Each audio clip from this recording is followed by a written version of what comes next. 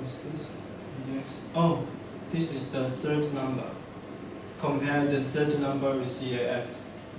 So EAX is second number is 2. 3 plus 2. So the third number is compared with 6. Right? So the third number is 6. And we can find that for the fourth number, it is 4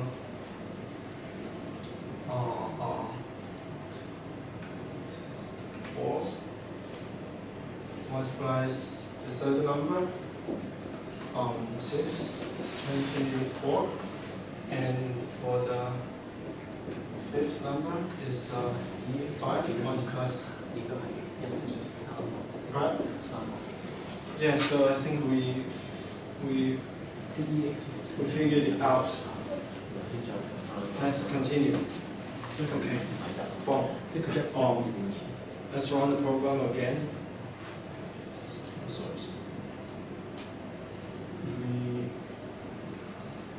We remove the breakpoints.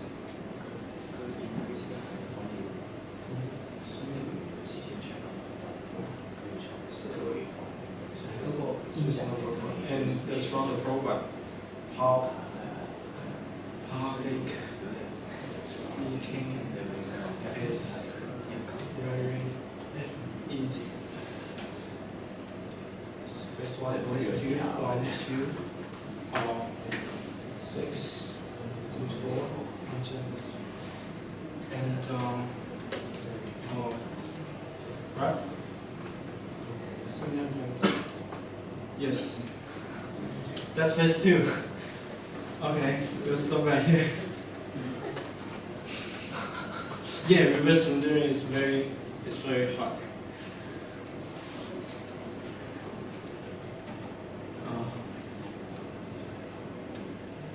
Okay.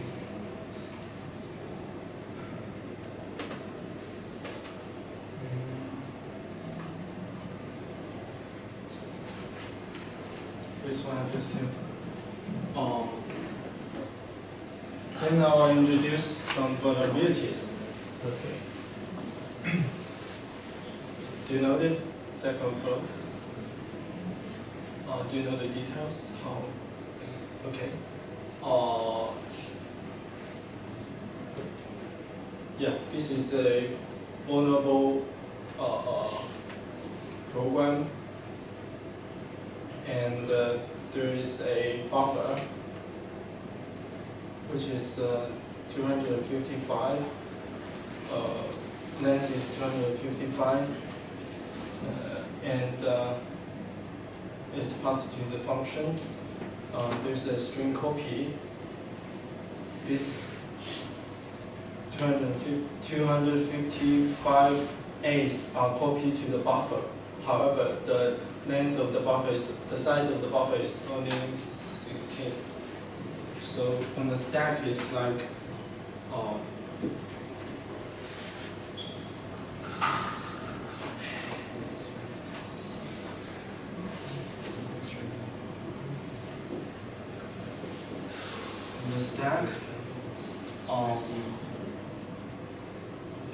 this is the main function.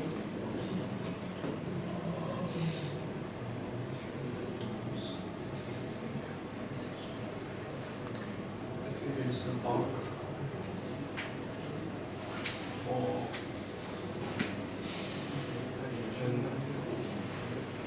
Buffer should be here, and there's a pointer. The address of large string and integer I. So this is the local variables for main function, and A is assigned to here, many A's, and then we call the function the return address is pushed and the EBP is pushed.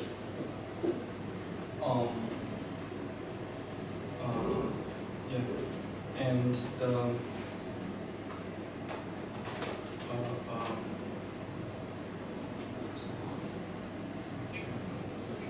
buffers.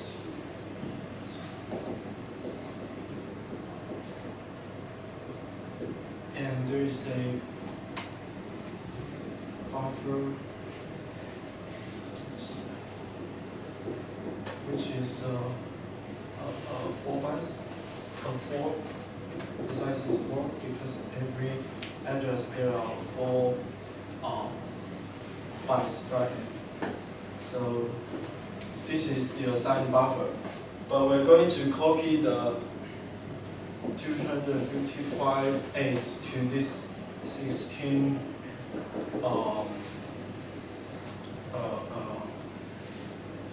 to this small buffer, right? So it will smash the stack, right? And the return address will be governed by the A, right? Yeah, this is Stack Overflow. And if we carefully design the input, for example, we make it an address to a malicious function, then when this function returned, the malicious function will be executed, right?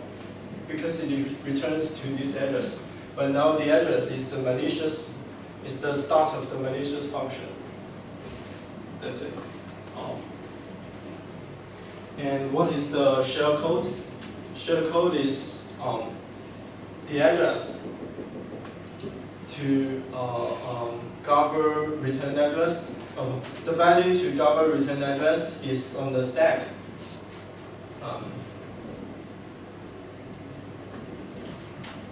So if it's on the stack, so it will execute. So it will execute whatever you just input, right? Because the instruction pointer returns to the stack.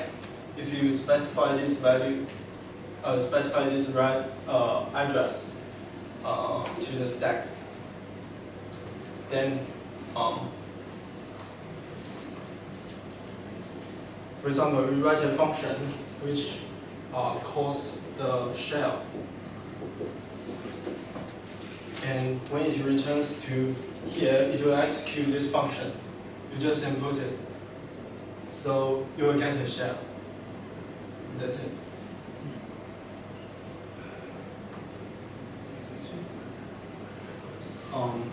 The second type is called integer overflow.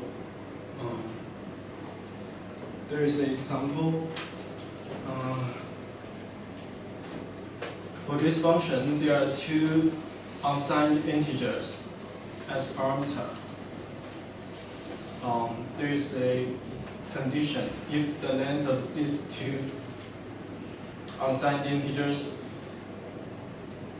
is larger than 256, then it will abort. If it's smaller than 256, then it will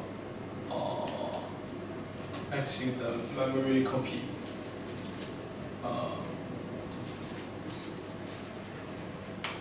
Which copy the buffer 1 to my buffer. The size is next one. Okay, and this copies the buffer 2 to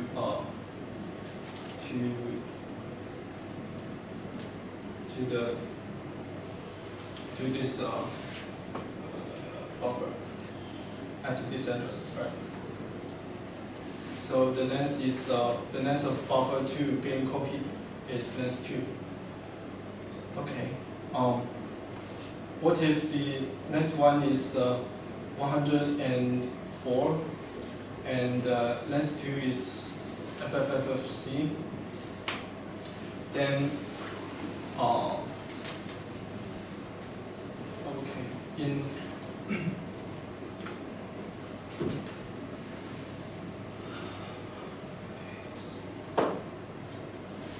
next one is in decimal is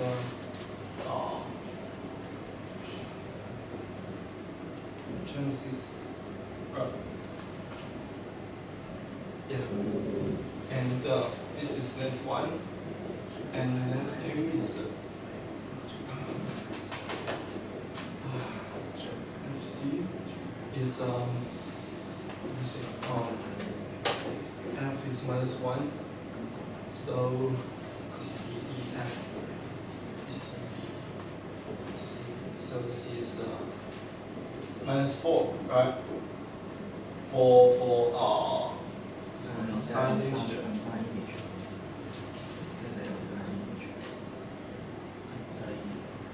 That should be very big. Maximum or minus? Yeah, this should be. Closer. Yeah, this is the comparison compares signed integers. Right. If it's 104 and FFC, then the sum is what? The sum is 256. Then this is false, right? So it will go to here, right? Well, however, for mem copy, the expected type is unsigned integer. So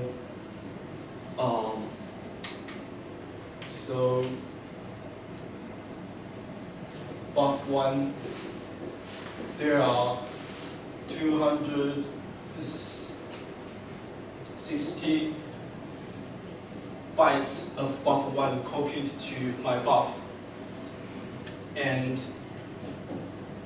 this is a very large number. So there are FFFFC buffer bytes of buffer2 copied to here, right? So so there will be buffer overflows. Integer overflow itself will not cause damage to the. It will bypass the conditions. The consequence is buffer overflow. Yeah. For this one,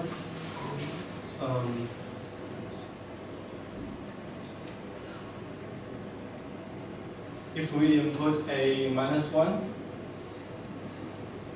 then -1 is larger than 800, false, then you will go to here, right?